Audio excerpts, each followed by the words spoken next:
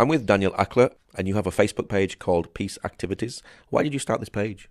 This page is very important to me, and for me as a Palestinian Christian living in Bethlehem, I see that I need to have a voice as a Palestinian Christian.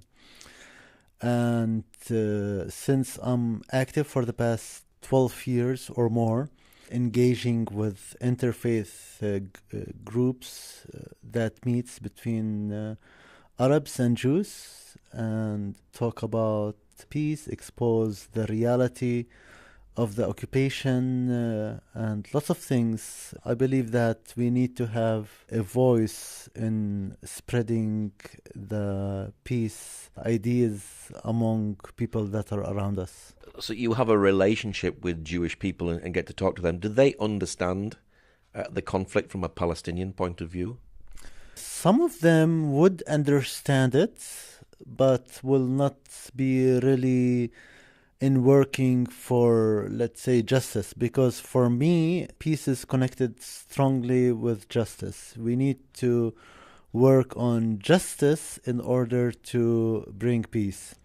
Some of them, they just living in kind of a la-la land that they just do not see what the current Israel is doing toward the people of Palestine, and they just, all their mind is revolve upon peace and let's say songs, or not like being real in the present and now.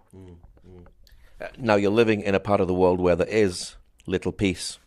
There is the Israeli-Palestinian conflict, but also conflict from Syria and Iraq. How effective can you be when there is so much trouble around in the world?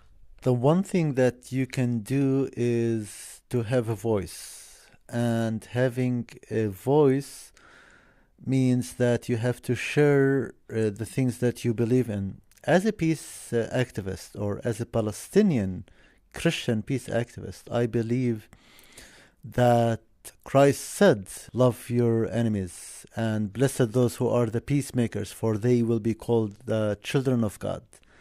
So he did not say blessed those who are the troublemakers. So whenever we have a conflict, and we do have a conflict, and it's a bad and extremely deep, hurting conflict toward the people of Palestine, and I believe that we need to be a voice of justice, a voice that spread the peace, because you cannot keep occupying and talking that we will have peace. We need to stop the human rights violations that Israel is doing on a daily basis for order to peace to occur. So that's why I believe that we need to let people know, because when you come to this conflict, when you go to the West, you hear lots of things that are not true, or lots of things that only support one side of the conflict. You do not hear much about Palestinian sufferings every day on checkpoints. The route of the separation wall is being changing since Israel started building the wall in the year of 2002, knowing that the wall is internationally illegal after it was submitted to the International Court of Justice in the year of 2007. When you learn about more of these things, you will be a little bit more aware about, oh, we didn't know about that. We didn't know that things are, the situation in Palestine is extremely different. But because of the policies of different countries that are supported by only one-sided of the story here of the conflict, they tell the people what they want to do, what they want them to know.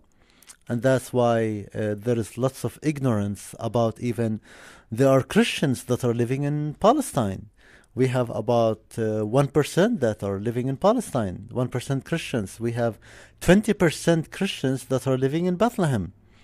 Most people do not know that. So I'm just one of those few people that feel that we need to have a voice. I get the feeling that the Palestinian people are a very hurting people. With that in mind, is it easy to forgive your enemy and love your enemy? Because you're having a relationship with Jewish people. Is it easy when you feel so frustrated sometimes when you see things happen in Gaza or something happens in the West Bank? We need to know that when we talk about Israel, we do have also two extremes, let's say, or no two groups of people. We have the right wing and we do have the left wing. The left wing in Israel, who mostly they are the peace activists, and they are some of them, some of the Jewish people of some of my friends, they advocate for the people of Palestine more than I do. We do have some groups that they go on demos against their own government because they see the injustice from Israel's point of view. So we do have people on the other side that understand the occupation and the violations that Israel is doing toward the Palestinian people in a very clear way, because every Israeli have to join the army. Even we have a group in Hebron where we have a settlement inside the old city of Hebron. We have a group called Breaking the Silence, that they were all ex-soldiers, that they saw and they have experienced the occupation firsthand. And after they left the army, their conscience became more awake as humans, and they became really advocate for the people of Palestine that they used to harass and injure and maybe some kill as well. We've talked a little bit about Israel, but does the Palestinian Authority need to do more to bring peace to here as well? When we talk about the conflict, we're talking about two powers. The main power is with Israel. I don't think that Palestinians have any power or leading to do peace, because it happened through the past decades. Since 1948, the power is with Israel. Israel have one of the strongest armies in the world. Israel have military. Israel even have lots of weapons that they export weapons as well. So when we talk about peace, we talk about, or we tend to talk about different powers, and the ruling power is the one who is in control.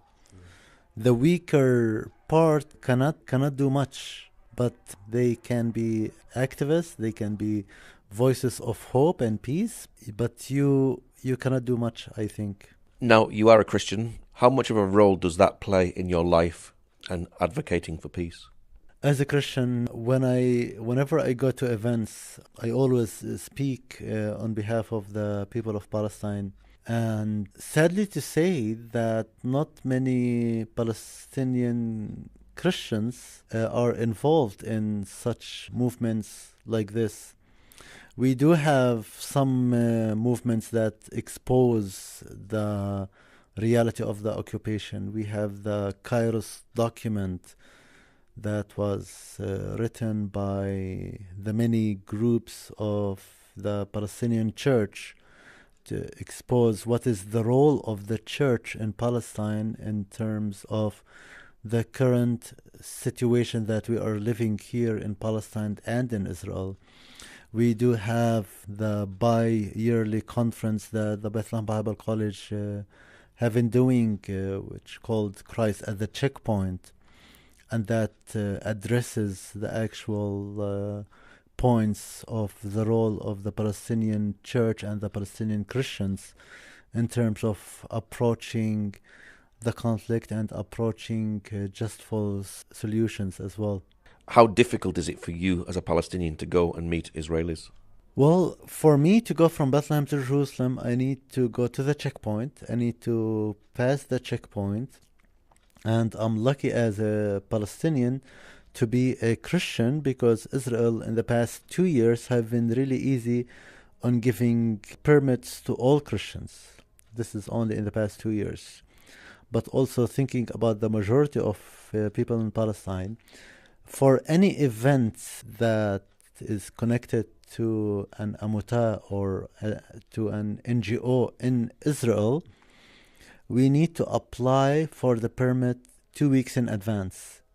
And because of my connections, I collect names and I send maybe 10, 15, 20, sometimes 30 names to the NGO, and that peace NGO will send it to the army 2 weeks prior to the actual event that will take place. And that's a long process. And sometimes Israel do not give permits to all. If like a person, his brother is in prison or was a martyr or something, they do not issue a permit for that person.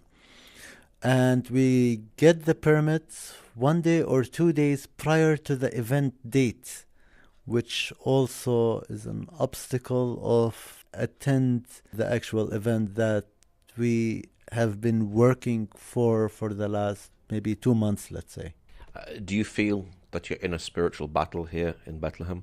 Every physical life, I think we are living, there is a spiritual battle behind. We know that God is here. We know that Satan is here. And we know that there is a battle between good and evil all the time. Some people may appear to be like angels, but they are not.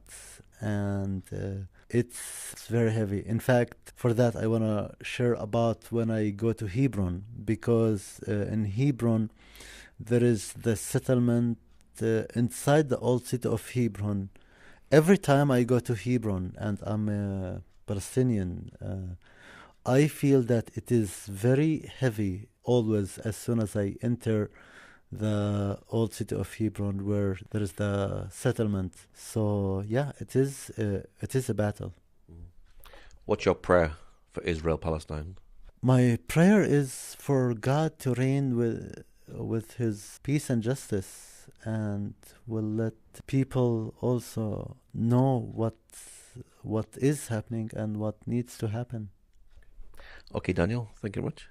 Most welcome. Thank you.